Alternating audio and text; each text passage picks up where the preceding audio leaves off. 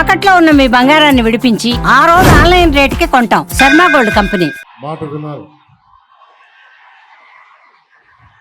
మాట చెప్తే వినాలి.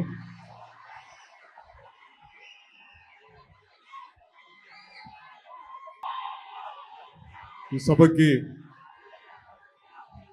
హరిహర వీరమల్లు ప్రీ రిలీజ్ ఈవెంట్కి విచ్చేసిన పెద్దలు ప్రతి అందరికీ మా తోటి కూటమి ఎన్డీఏ కూటమి నాయకులందరికీ ముందుగా నా హృదయపూర్వక నమస్కారాలు. గౌరవ mayor, first citizen of Visakhapatnam Shri Peela Srinivasarao గారికి మనస్ఫూర్తిగా నా హృదయపూర్వక నమస్కారాలు. అలాగే వంశీకృష్ణ యాదవ్ గారికి,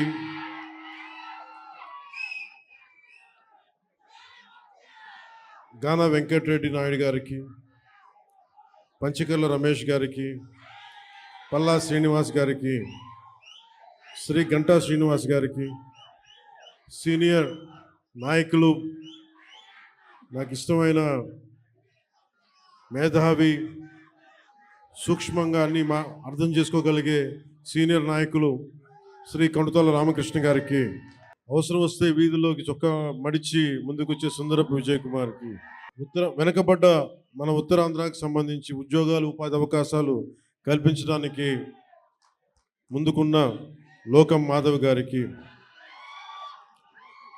గౌరవ శాసనసభ్యులు మాడుగుల శ్రీ బండారు సత్యనారాయణమూర్తి గారికి, మాకు ఇష్టమైన శ్రీ తమ్మిరెడ్డి శివశంకర్ గారికి, కోన తాతారావు గారికి, శ్రీ దల్లి గోవిందరాజు గారికి, ప్రతి ఒక్కరికి, నాయకులందరికీ, పేరు పేరున వీర మహిళలకి, ప్రతి ఒక్కరికి, కూటమి నాయకులందరికీ పేరు పేరున హృదయపూర్వక నమస్కారాలు. ఇక్కడికి విచ్చేసిన నా అభిమాన, నీకు నాకు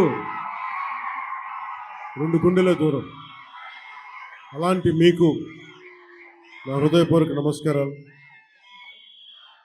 ఒక 1000 మంది వస్తే 10 మంది కూటమి చేరితే ఎలాంటి పరిస్థితులు ఉంటాయో అనే పరిస్థితుల్లో ఎంతో శ్రమ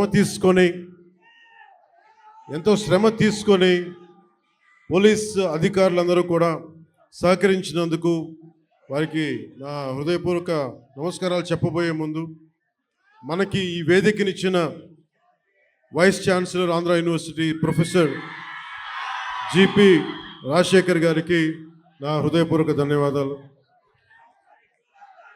అలాగే commissioner of police Visakhapatnam Shri Shankhabrata Bagchi గారికి, Shri Harendra Prasad collector district magistrate Visakhapatnam, Shrimati Ajitha Vejandla DCP 1 DCP గారికి, మీడియా మిత్రులకి, పోలీస్ డిపార్ట్మెంట్లో ఉన్న ప్రతి ఒక్క మా కానిస్టేబుల్ సోదరులకి, మా SILకి, మా CA ఆఫీసర్స్కి, DSPలకి, ప్రతి ఒక్కరికి నా హృదయపూర్వక నమస్కారం.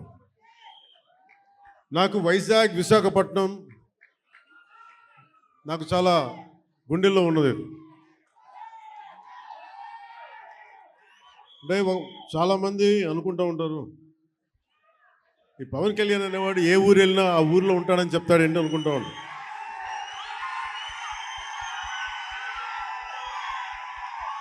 సత్యానంద్ గారు,